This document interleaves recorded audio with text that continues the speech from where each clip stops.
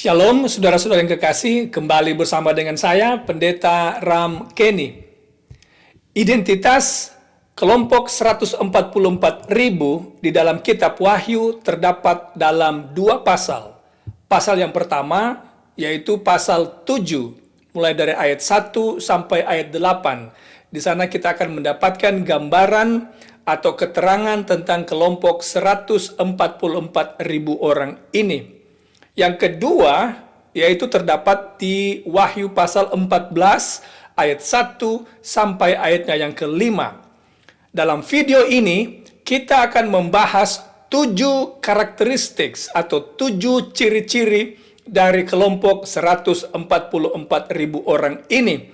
Dengan melihat 7 karakteristik ini, kita akan lebih mengenal dengan lebih dekat siapa sesungguhnya kelompok 144.000 orang ini yang dicatat di dalam kitab Wahyu. Mari kita mulai. Mari kita baca Wahyu pasal 14 ayatnya yang pertama untuk mendapatkan ciri yang pertama dari kelompok ini.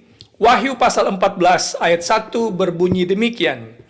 Dan aku melihat sesungguhnya anak domba berdiri di bukit Sion, dan bersama-sama dengan dia 144.000 orang, dan di dahi mereka tertulis namanya dan nama Bapanya.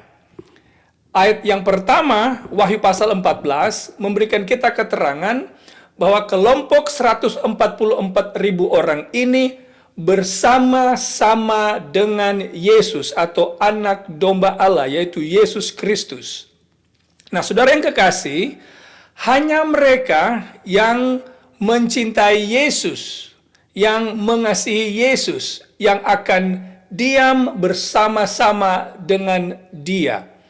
Jadi karakteristik yang pertama adalah mereka ini bersama-sama dengan Yesus.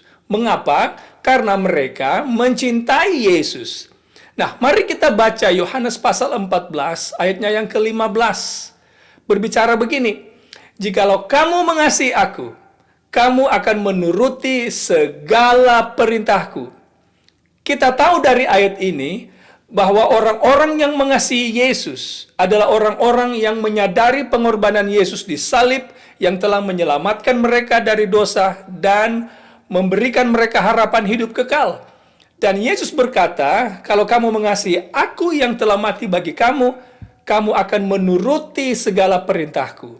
Dengan demikian, mereka yang bersama-sama dengan Yesus, yaitu golongan 144.000 orang ini, tidak lain dan tidak bukan adalah mereka yang mengasihi Yesus, yang menuruti segala perintah Yesus. Dalam Yohanes pasal 14 ayat 21 berbunyi begini, barang siapa memegang perintahku dan melakukannya. Jadi bukan hanya mengetahui perintah Allah, tapi juga melakukannya. Dialah yang mengasihi aku. Dan barang siapa mengasihi aku, ia akan dikasihi oleh Bapakku. Dan aku pun akan mengasihi dia, dan akan menyatakan diriku kepadanya.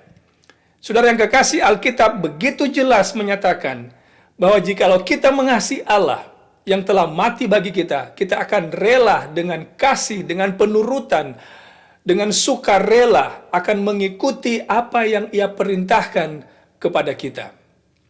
Nah, jadi itu ciri yang pertama. Mereka yang bersama-sama dengan Dia, yaitu golongan 144.000 orang ini adalah mereka yang mengikuti hukum-hukum Allah, yang menuruti hukum-hukum Allah. Nah, sekarang kalau begitu, yang tidak bersama-sama dengan Yesus adalah mereka yang tidak mengasihi Dia, yang menyangkal Yesus. Bagi mereka yang menyangkal Yesus, mereka tidak akan dapat bergabung dengan kelompok ini. Sekarang, mari kita lihat ciri-ciri yang kedua atau karakteristik yang kedua dari kelompok ini. Mari kita kembali baca ayat yang tadi. Disebutkan di sana, dan di dahi mereka tertulis namanya dan nama Bapanya. Saudara yang kekasih, di dalam Alkitab, nama Allah itu adalah karakter Allah.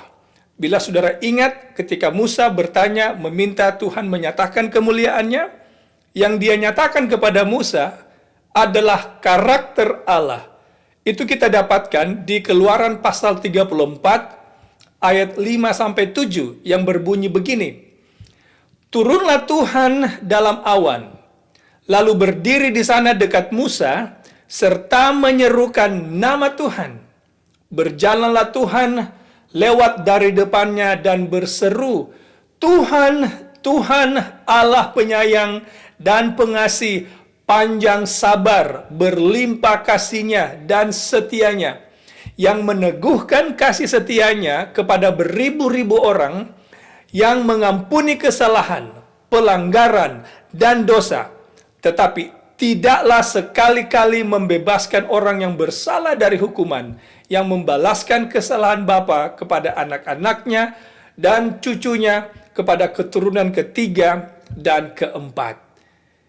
Ini adalah respon Tuhan ketika di pasal sebelumnya, di pasal 33, kalau saudara lihat pasal 33 ayat 18-19, Musa menanyakan atau meminta Yesus menunjukkan kemuliaannya. Dan sebagai responsnya, Tuhan menyatakan karakternya. Jadi nama Allah adalah karakter Allah.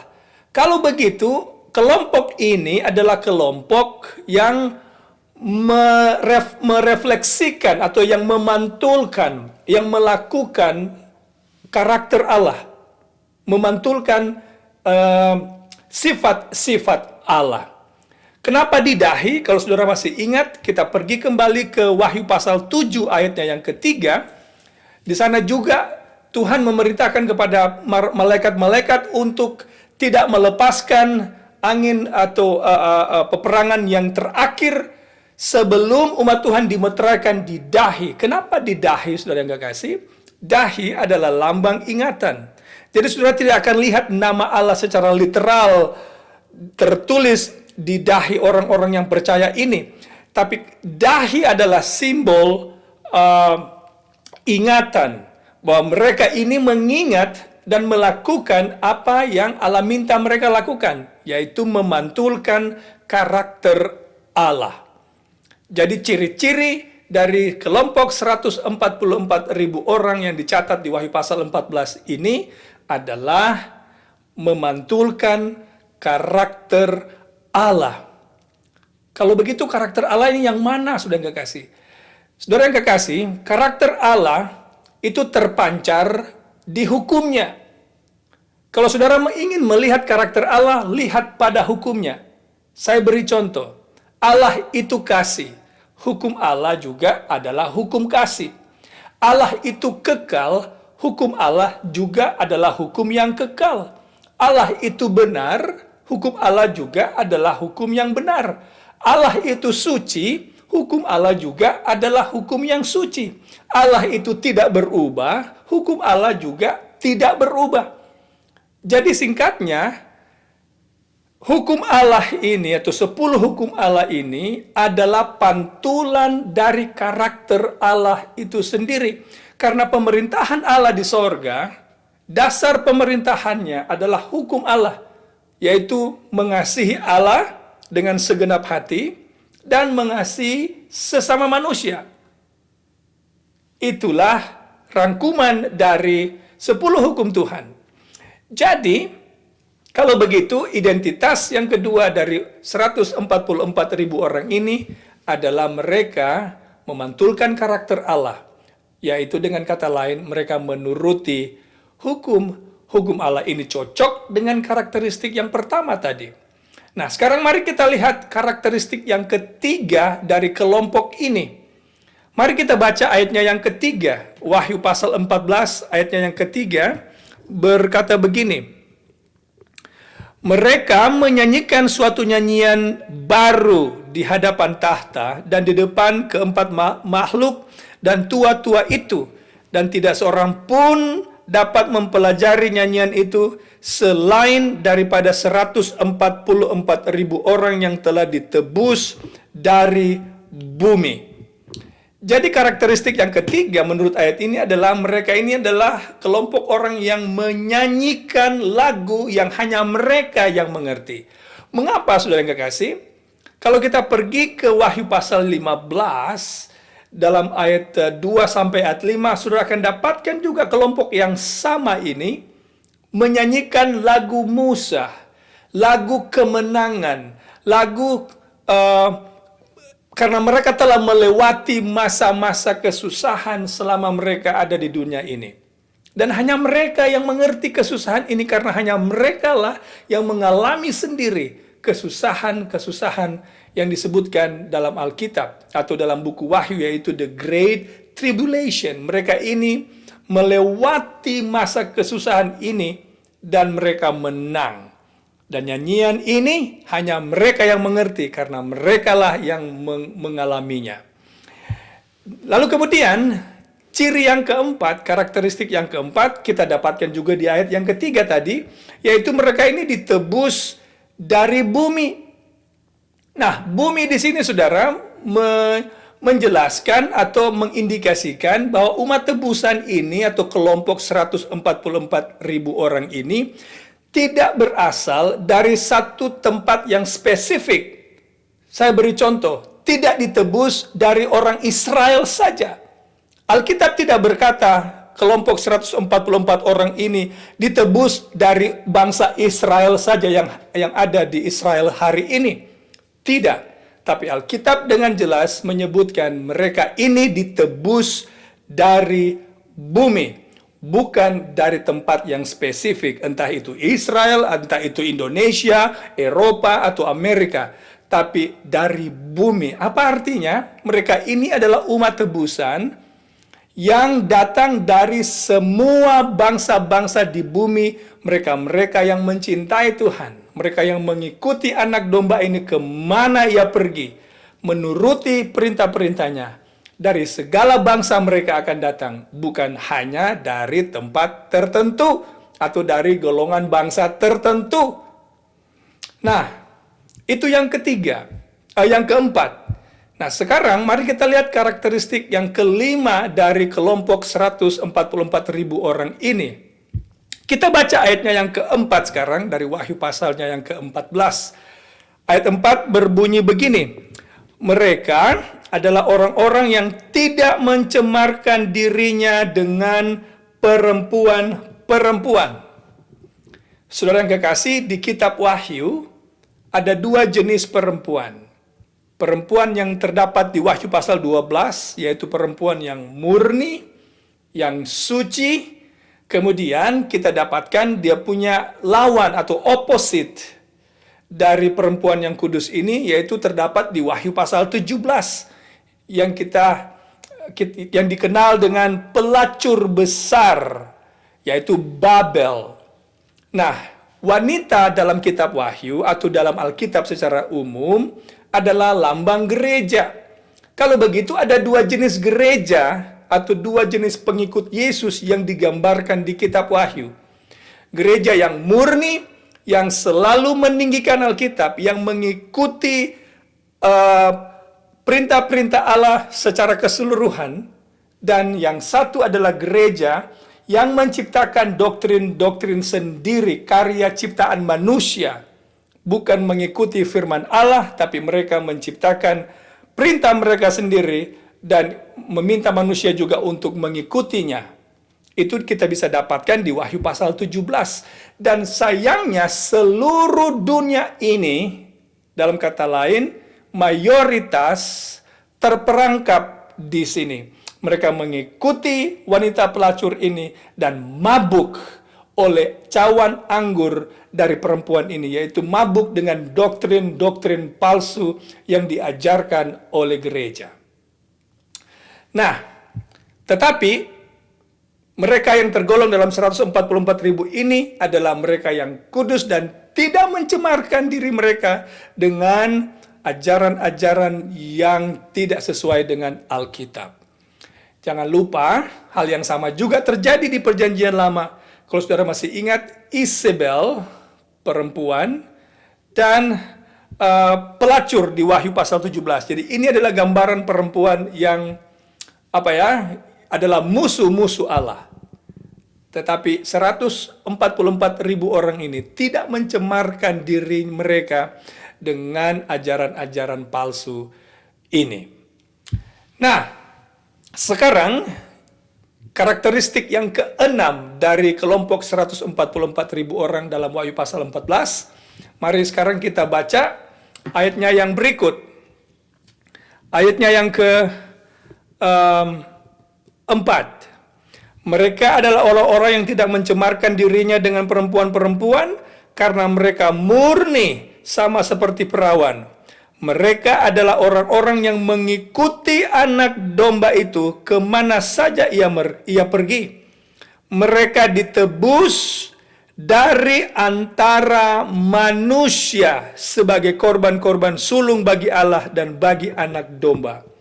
Alkitab menyebutkan kelompok ini ditebus dari manusia. Sekali lagi, ayat ini menerangkan kepada kita bahwa umat tebusan tidak datang dari spesifik tempat yang tertentu, tempat yang spesifik, yaitu yang banyak diklaim orang keselamatan hanya ada di Israel. No, Alkitab tidak mengajarkan demikian. Kata manusia di sini adalah datang dari anthropos. Anthropos ini adalah man, manusia, siapa saja. Orang Indonesia adalah manusia. Saya orang Indonesia, saya manusia. Kalau begitu saya juga memiliki harapan untuk dapat bergabung dengan kelompok ini. Tidak hanya kelompok tertentu dari bangsa tertentu saja yang berhak bergabung dengan kelompok 144.000 orang ini. Nah, sekarang kita lihat yang terakhir. Sebelum saya terus, saudara yang kekasih, mungkin yang perlu saya tambahkan adalah, ini tentu cocok dengan ayat emas perjanjian baru, Yohanes pasal 3 ayat 16, karena begitu besar kasih Allah akan dunia ini, sehingga ia mengaruniakan anaknya yang tunggal, supaya barang siapa, tidak hanya bangsa-bangsa tertentu, atau golongan-golongan tertentu, atau gereja-gereja tertentu. No, keselamatan itu adalah milik semua orang. Tidak terbatas dari agama, ras, budaya, atau bangsa.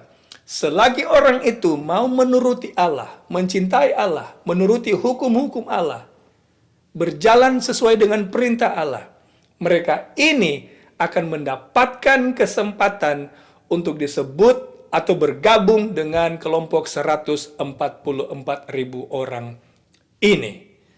Sudah bisa baca juga 1 Timotius 2 ayat 4, Allah menghendaki supaya semua orang diselamatkan, tidak hanya bangsa tertentu.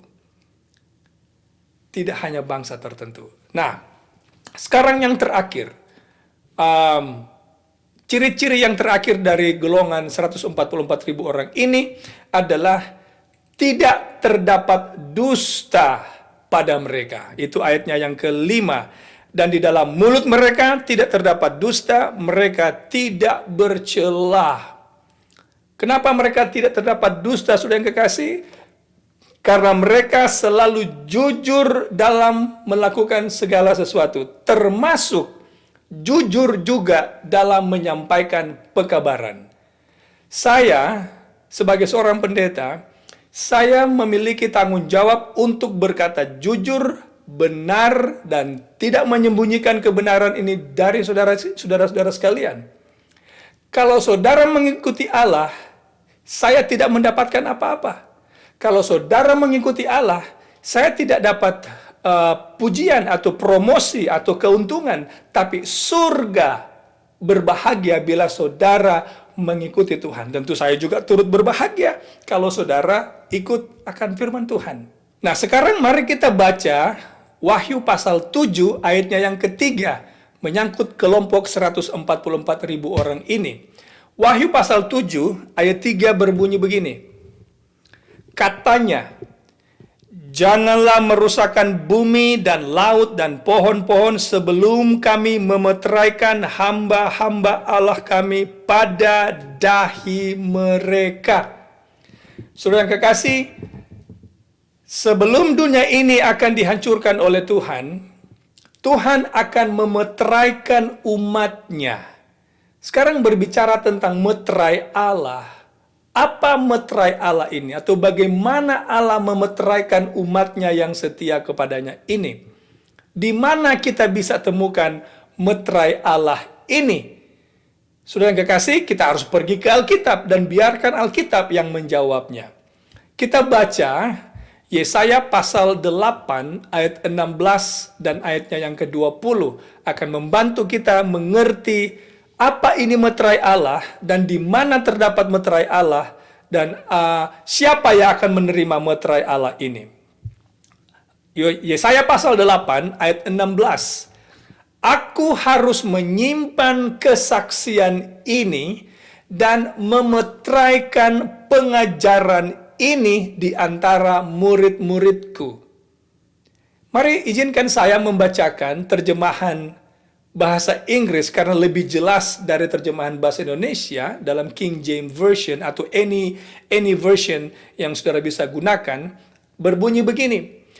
Bind up the testimony, seal the law among my disciples.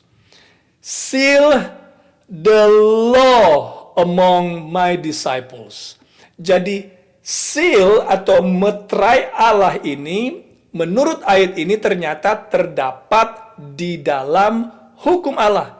Di mana ini? Hukum Allah yang mana ini? Saudara yang kekasih, berbicara hukum Allah, selalu kita merujuk kepada 10 hukum Allah. Kalau begitu, meterai Allah yang akan dibubuhkan di dahi, yang menandakan bahwa inilah umat Allah, yang menurut dia terdapat di 10 hukum Allah. Kita baca ayat 20 dulu dari Yesaya pasal 8, ayat 20 berbicara begini. Carilah pengajaran dan kesaksian. Siapa yang tidak berbicara sesuai dengan perkataan itu, maka baginya tidak terbit fajar. Sangat jelas di sini, tapi mari izinkan kembali saya membacakan terjemahan bahasa Inggris yang menambah arti ini supaya kita lebih mengerti apa yang ada di ayat ini.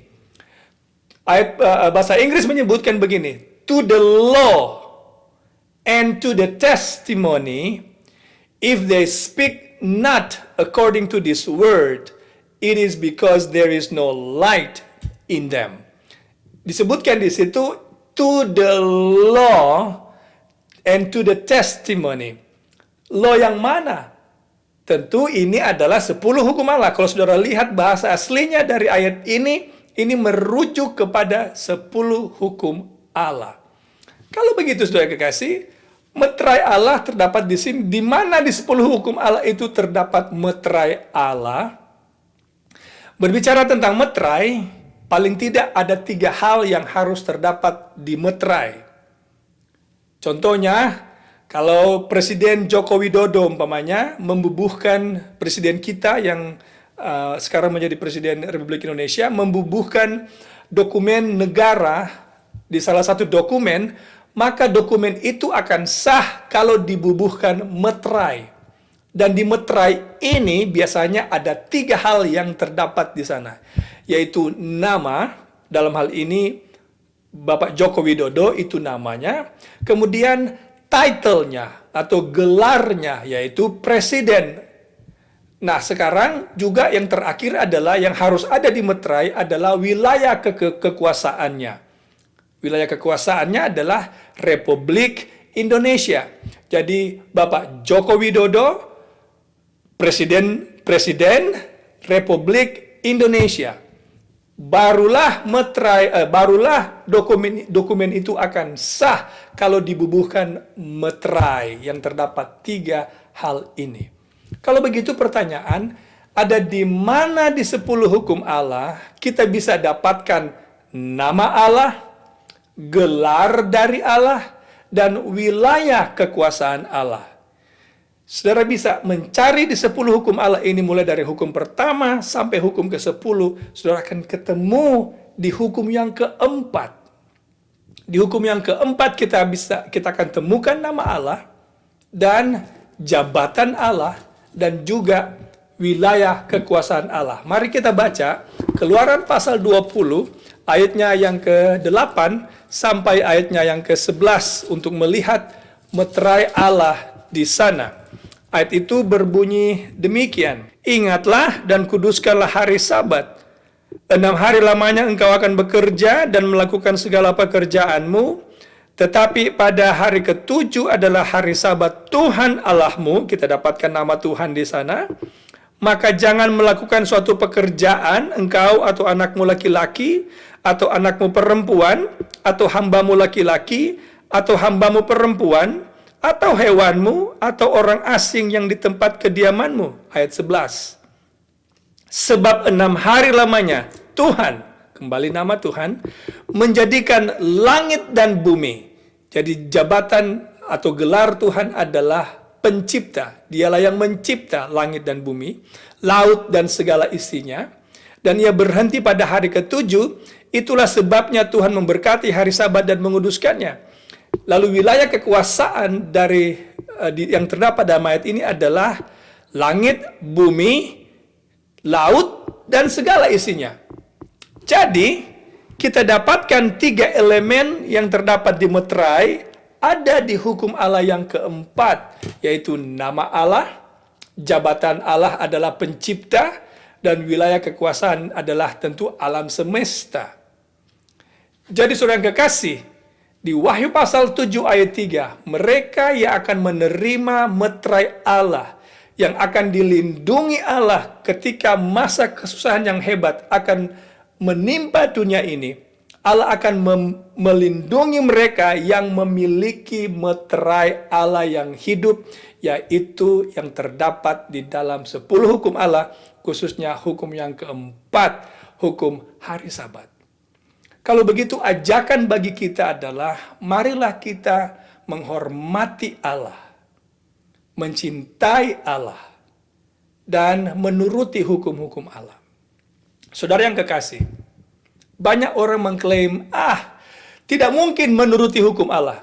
Hukum Allah itu tidak dapat dituruti. Mari saudara yang kekasih, mari saya sebutkan sedikit saja. Ada perbedaan antara orang yang mau menurut dan orang yang tidak mau menurut. Memang manusia itu selalu berdosa, tapi ada perbedaan antara orang yang rindu menurut Tuhan meski dia merasa lemah, tapi nanti saya akan bahas di video yang lain, bahwa bagi mereka yang rindu menurut hukum Allah, Allah akan berikan mereka kesanggupan untuk melakukannya. Tapi ada perbedaan antara dua kelompok orang yang rindu, yang mau dan rela menurut Tuhan, dan mereka yang menolak menurut Tuhan. Ada di kelompok yang mana saudara berada? Saya berdoa semoga saudara berada di kelompok 144.000 yang akan dimeteraikan Allah dan akan menyanyikan lagu kemenangan dan berdiri di tepi laut kaca dan berhak menerima kehidupan yang kekal. Semoga Tuhan memberkati saudara sekalian adalah doa saya. Amin.